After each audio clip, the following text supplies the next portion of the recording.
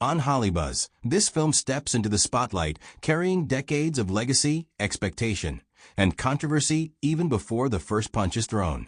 Mortal Kombat is not just another video game adaptation. It is a direct response to years of fan frustration, nostalgia, and demands for authenticity. From the very beginning, the movie makes one thing clear. This time, it wants to respect the brutality, mythology, and tone that defined the original games. It is not trying to sanitize its identity or reshape itself for universal appeal. Instead, it leans into violence, fantasy, and spectacle with confidence, even when that confidence risks alienating part of its audience. The overall feel of the film is aggressive and unapologetic. This is a movie that prioritizes impact over subtlety, intensity over nuance. The pacing is fast, often deliberately so, creating a sense of constant forward motion. It does not spend much time easing viewers into its world, assuming either familiarity with the franchise or a willingness to accept chaos quickly. This approach mirrors the spirit of the games themselves, where lore exists, but action is king. Watching the film feels less like entering a carefully explained universe, and more like being thrown directly into a battle that has already been raging for centuries. Visually, the film commits strongly to a grounded yet stylized aesthetic. While the story involves supernatural abilities, ancient prophecies, and otherworldly realms, the presentation keeps textures gritty and physical. Fights feel heavy, bodies break, blood spills, and consequences are visible. This choice is crucial because it reinforces the film's promise of authenticity. Rather than using violence as decoration, it uses it as identity.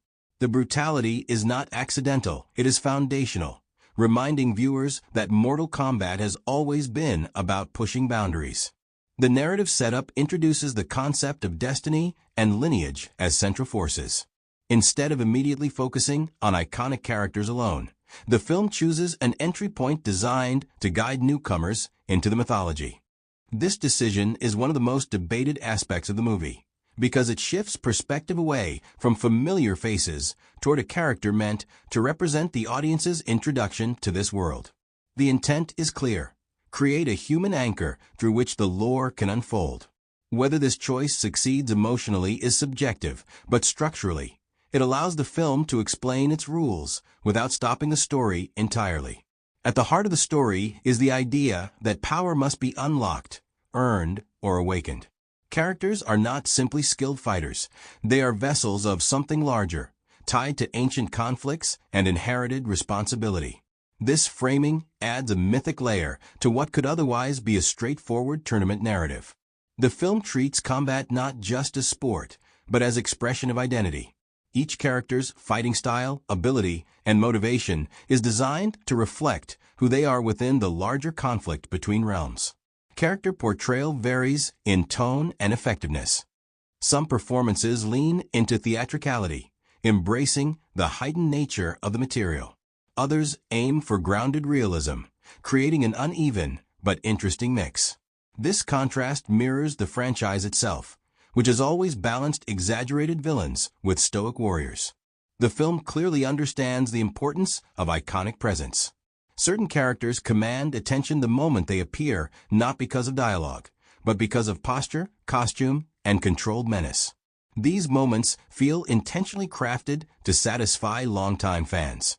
Direction plays a key role in shaping the film's identity. Simon McWoyd approaches the material with a visual-first mindset, emphasizing choreography, framing, and physicality.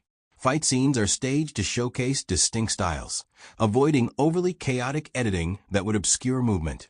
While the camera occasionally indulges in dramatic flair, it generally respects spatial clarity, allowing the audience to follow the action. This is essential for a franchise built on recognizable combat, where every strike and technique carries meaning. Sound design and music support the film's aggressive tone. Impacts are loud, sharp, and unforgiving. The soundscape reinforces the physicality of combat, making each blow feel consequential. Music is used sparingly but effectively, often stepping back to let action dominate.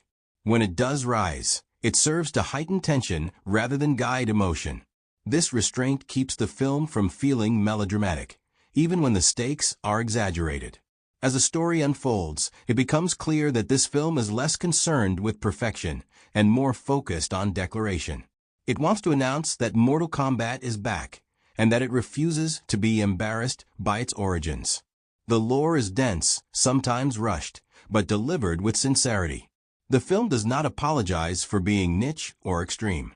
Instead, it embraces its role as a fan-driven reboot, prioritizing fidelity over broad accessibility. Thematically, the film revolves around preparation rather than completion. There is a constant sense that events are building toward something larger. Conflicts are introduced but not fully resolved. Rivalries are established but not concluded. This creates a feeling of incompleteness that is both intentional and risky. On one hand, it mirrors the structure of a franchise reboot. On the other, it places pressure on future installments to justify the groundwork laid here. By this point, the movie has firmly established its tone and intent. It is loud, violent, myth-heavy, and unapologetically focused on combat.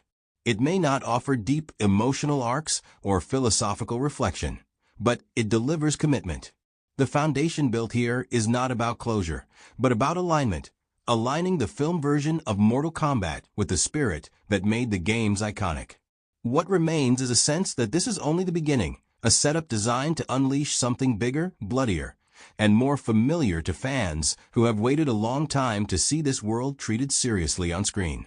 As the film moves into its later stretch, the intention behind its structure becomes much clearer. This is not a story designed to conclude a journey, but to prepare the ground for one.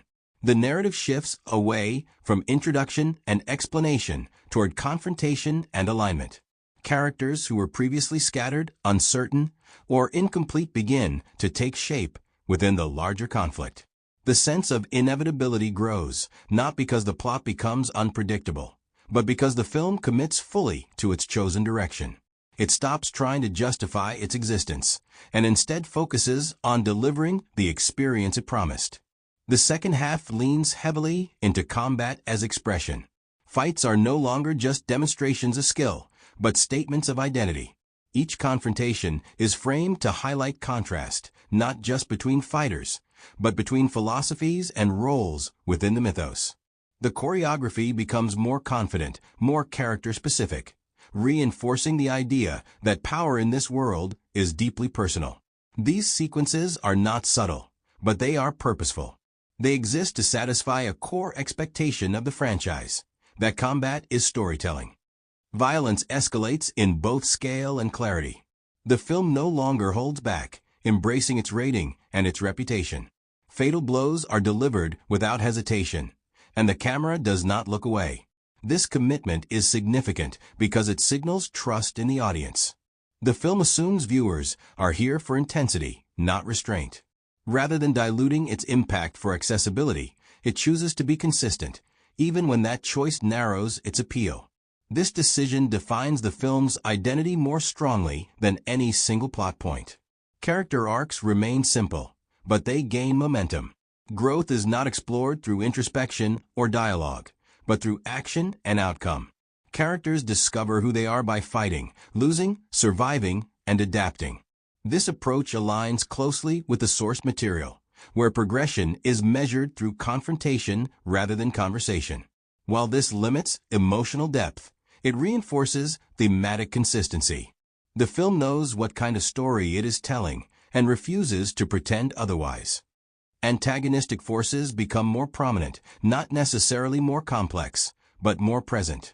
Villains are portrayed as embodiments of threat rather than nuanced personalities.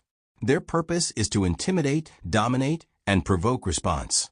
This lack of psychological depth may feel thin to some viewers, but within the context of the film's goals, it functions effectively. The conflict is externalized, allowing momentum to stay focused on action rather than motivation. Visually, the film becomes more confident in its spectacle. Environments grow more stylized, and the contrast between realms becomes clearer. Lighting, color, and texture are used to separate spaces and emphasize stakes. The production design leans into fantasy without abandoning physicality, maintaining a balance between the supernatural and the tangible. This helps the film avoid becoming visually weightless, even when the action grows increasingly exaggerated. Sound design continues to emphasize impact.